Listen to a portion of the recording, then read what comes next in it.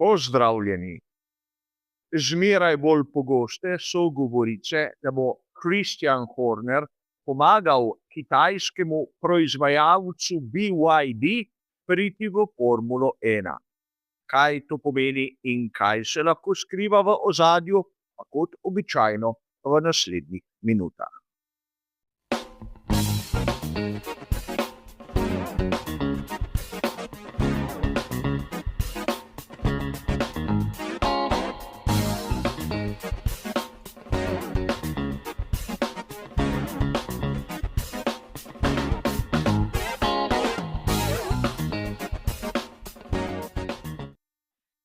Preden začnemo z našo analizo, je treba zopet poudariti, da govorimo o tistem znamenitem 24-odstotnem deležu, ki ga ima investicijska družba Orto Capital v ekipi Alpine. In tu je treba povedati, kot sem že omenil v preteklih prispevkih, da je ocenjena vrednost tega 24-odstotnega deleža približno $720 milijonov, kar je vsota, ki jo Christian Horner v tem trenutku nima. Zato rabi v ozadju nekoga s kapitalom. In tu se je pojavila možnost kitajskega proizvajalca BYD, ki si želi priti v Formulo 1. Čeprav bomo videli v nadaljevanju, da lahko so izbrali že rahlo prepozen trenutek. A pustimo sedaj to za enkrat pri strani. V preteklih tednih smo lahko slišali še marsikatero drugo zgodbo, kako se za ta delež na primer poteguje Mercedes in kako je proti temu bil Zac Brown iz McLarena. Ampak kaj bi pomenilo, če BYD pride v Formulo 1, če ne drugega kot manjšinski lastnik?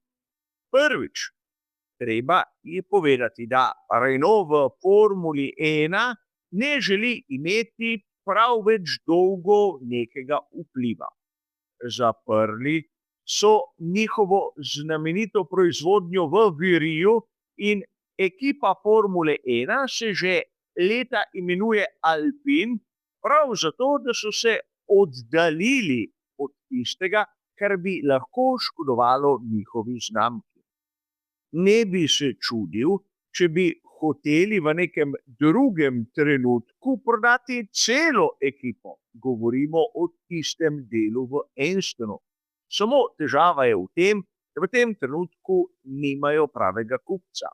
Tudi zaradi tega so vzeli pogonske sklope in menjalnike Mercedes, vsaj v sezoni 2026. A treba je tu poudariti nekaj. BYD ali Build Your Dreams je proizvajalec električnih avtomobilov in vstopili bi v svet Formule 1 prav v trenutku, ko ta elektrifikaciji kot takšni rahlo obrača hrbet.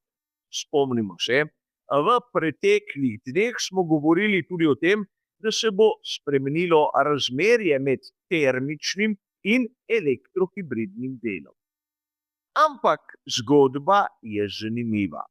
Namreč izgleda, da potencialni kitajski investitor morda ne toliko pozna tega zakulisja v Formuli 1 in verjetno je njim bolj kot kaj drugega važna propaganda.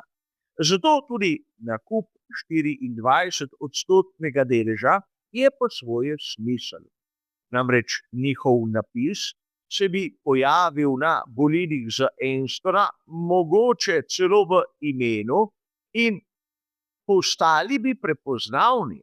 Namreč verjamem, da tistim navdušencem za osebne avtomobile znamka BYD je znana, ampak verjetno širokim množicam malo manj. In če gledamo iz tega zornega kota, jih iskreno prav nič ne briga, ali je Formula 1 kategorija, ki uporablja samo termične motorje, ali ima elektrohibridne pogonske sklope z turbomotorjem z notranjim izgorevanjem, ali pa bi bila v seveda čisto absurdni situaciji popolnoma električna serija. Verjetno se je sedaj kdo začel spraševati, ampak če želi BYD samo neke vrste reklame, zakaj ne investira na primer v Formulo E?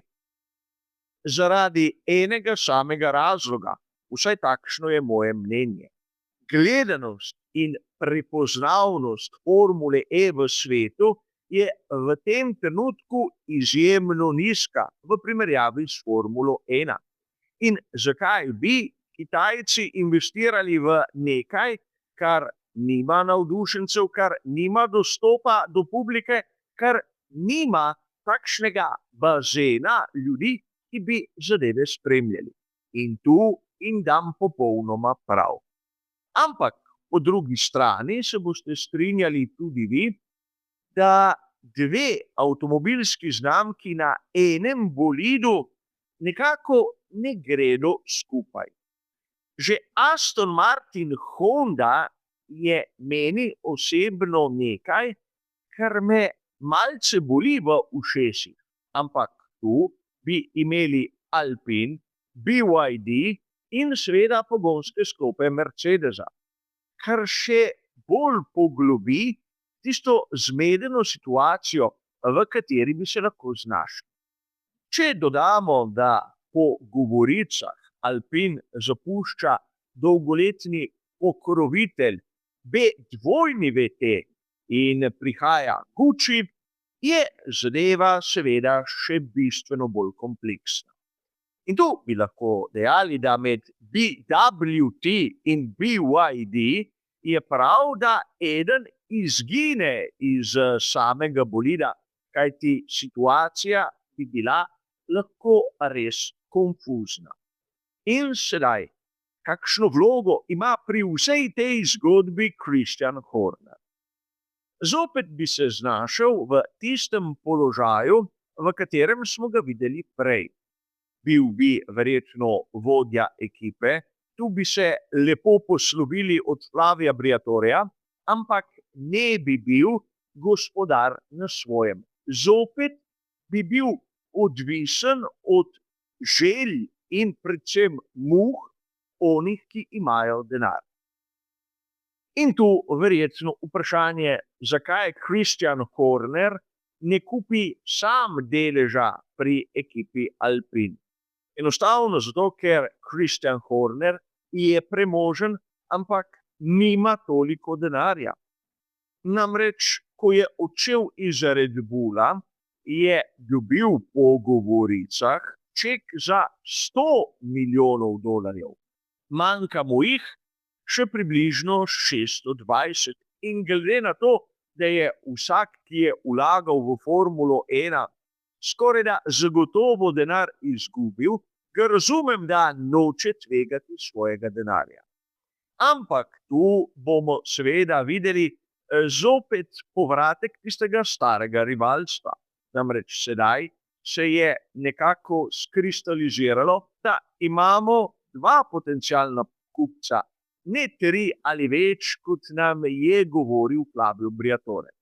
Imamo na eni strani Hornerja z potencialnimi investitorji BYD in na drugi strani Tota Wolffa ter Mercedes in seveda njihove investitorje. In jasno nam je, da Horner ter Wolff sta naravna antagonista, ki si nagajata dobesedno tam, kjer si lahko. Tako da z naše strani je situacija zanimiva. Imeli bomo kar nekaj lepih priložnosti, da se bomo lahko od vsega srca nasmejali. Ampak po drugi strani, mene osebno takšen prihod kitajskega proizvajalca BYD v Formulo 1 ne gane. Prvič, zato ker to ni njihovo naravno okolje, in drugič, ker bi bili prisotni le v deležu 24% ekipe. Torej, bili bi zdraven, ampak ne bi imeli v resnici nobene moči odločanja, če se zadevo tako pogledamo. In tu seveda ste lahko brali o BYD-ju že pred meseci v raznih člankih, ampak danes lahko vidimo, da je zgodba čisto drugačna od one, kot so nam takrat pravili. Namreč govorilo se je celo o 12 ekipi. In zopet v Formuli 1 moramo zmeraj počakati, dokler zgodbe niso dovolj zrele, dokler zadeve niso uradne, in še takrat se lahko vse obrne na glavo. Ampak Horner si verjetno želi vrnitev v Formuli 1. Ampak tu bi rad dodal, da verjetno tudi zato, če ne drugega, da bi malce ponagajal Totu Wolffu.